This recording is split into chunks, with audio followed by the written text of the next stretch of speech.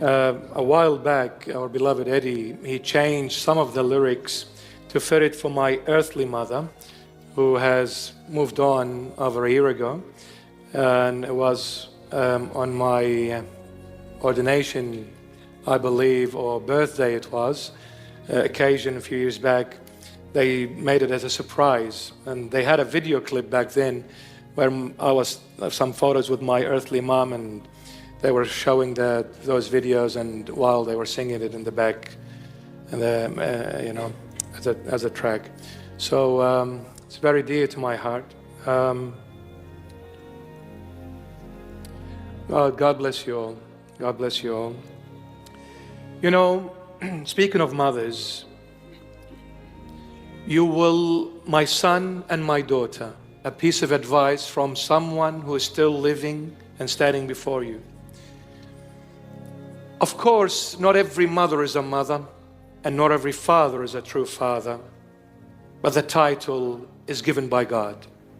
And God said, honor your father and mother for me to bless you and give you a life abundant. He never specified respect them when they are good and disrespect them when they're bad. He said respect them, period, regardless. Because it is a rank that I gave, not you, my son. And what I give, if you wish for me to honor you, then you respect what I give.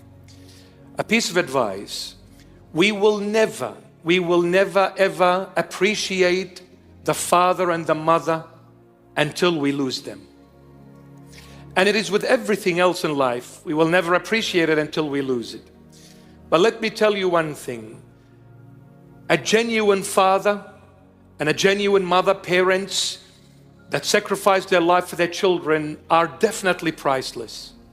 And no matter what we do as children, we will never be able to pay them back for one simple fact: what they gave us, what they offered us, is priceless. Nothing can buy it, nothing can bring it back, nothing can replace it, and that is their life. They gave up their life for my upbringing. They gave up their life for my better future. They gave me the best of the best out of their sacrifice for years on end for me to be where I am. I became a doctor because of my parents. I became a professor because of my parents. I became a bishop. I became the Pope. I became whatever I became because of my parents' sacrifice for years on end. This nothing can buy, nothing can replace, because no matter what I do and what I give for my parents, I can never bring them back to their youthhood. But one thing, I can make them forget all the hard work and all the sacrifices for many years, is one thing: love. Love them, honor them, respect them, because the day they go, then I'll understand what kind of a gap they have left in my life. You know, it was yesterday I remembered my earthly mother.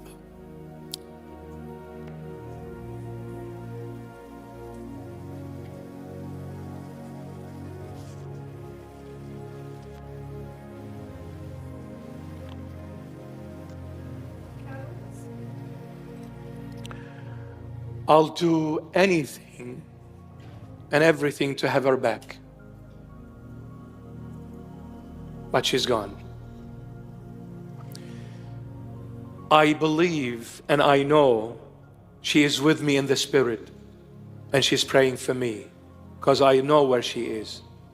100% she is in paradise with the Holy Mother. 100%. She showed me that. She proved that. But physically she is not here. I've lived all my life with my mom. From the day I was born till the day she departed from this world. I cannot look neither at her room nor at the chair she used to sit on at home till this very day. Because when a parent I mean, I lost my dad almost 40 years ago. So my mom, I was still a very young teenager. So I lived with my mom most of the time. Even my dad sacrificed for all of us. But the person that I lived with the most was my mother, because the Lord took my dad 40 years ago. I was only 13, 14 years of age. So the one who raised me and became my father, my mother, was my earthly mom. She gave up on everything just to comfort us and provides life for us. This nothing can replace. This nothing can fill when that gap comes by their departure. So I beg you, my sons and daughters, love mom and dad, respect mom and dad, even when you are in disagreement with them. Do not listen to what the world teaches you by saying you're now a teenager, you're 16, you're 18, you can do whatever. No, there is no such thing. And let me tell you, the West, the East, the North, and the South belong to God. That is Jesus Christ of Nazareth. So what God teaches in the East will teach in the West and in the North and the South, because every corner of this world belongs to Him. But what happened? We changed. God never changes. We changed. We came into a society that taught us contradictive to what God teaches. I've said it before and I'll say it. The Western world has abolished family bond. It is all about individualism. When you mess with the child or a young person's imagination, everything can be inverted. Third temptation comes to the imagination. Aloha, you are in Honolulu. Surfing with the great white shark, baby. All right, third temptation comes to the imagination. I don't know what kind of an accent that was, but I just came up with it. Incredible. You see, that is a form of imagination. Third temptation comes to the imagination. You see, when you cannot come to the person through the front door of reason, you will come to them through the back door of imagination. If you fail to come to the person through the front door of reason, intellect, you will come to them through the back door of their imagination. And through the back door of imagination, havoc is reaped. Havoc is reaped when you are able to infiltrate the human imagination. You will reap havoc from that person. When you mess with the child or a young person's imagination, everything can be inverted, meaning all of a sudden good becomes evil and evil becomes good. Why do people say to good evil and to evil good? Because they have a messed up imagination. They've allowed for the enemy Satan to infiltrate them through the back door of their imagination and messed it right up. Now they tell the light to be darkness and darkness to be the light. And don't be shocked. Why are they behaving as such? Because imagination is so sacred. Don't mess with it. The lamb gets slain, and i.e. killed, in the biblical terminology, self-denial. In other words, we are coming to serving the Lord in absolute self-denial. Without humility, there is no serving of the Lord Jesus. And the city laid out as a square, meaning the length, the width, and the height are all equal. Length representing the patience of God, width, love, height, glory.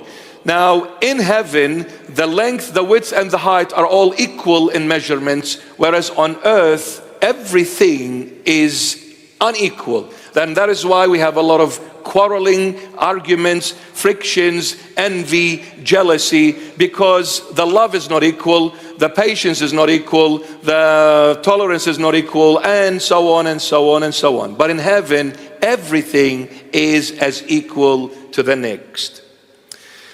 And we said also, the angel measured the city with a golden reed using furlongs, and was about 12,000 furlongs, which a furlong equates to 200 meters, meaning the city was 2,400 kilometers.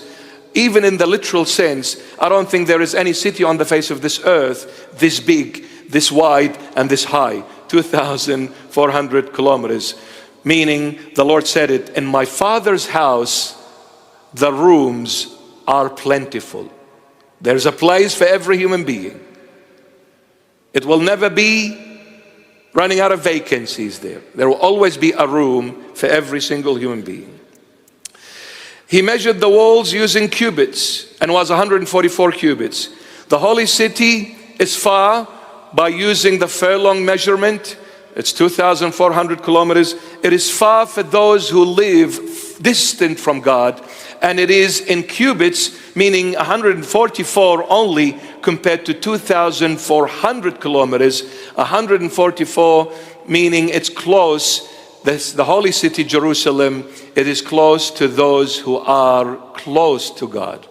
It is far if you live far away from Him, and it is close within reach if you are living under His jurisdiction and in total obedience. Now, for what will it profit a man if he gains the whole world and loses his own soul? Mark 8:36, the Lord said it. What will you gain if you gain the whole world, but at the end you lose yourself? You've gained nothing, you've lost everything.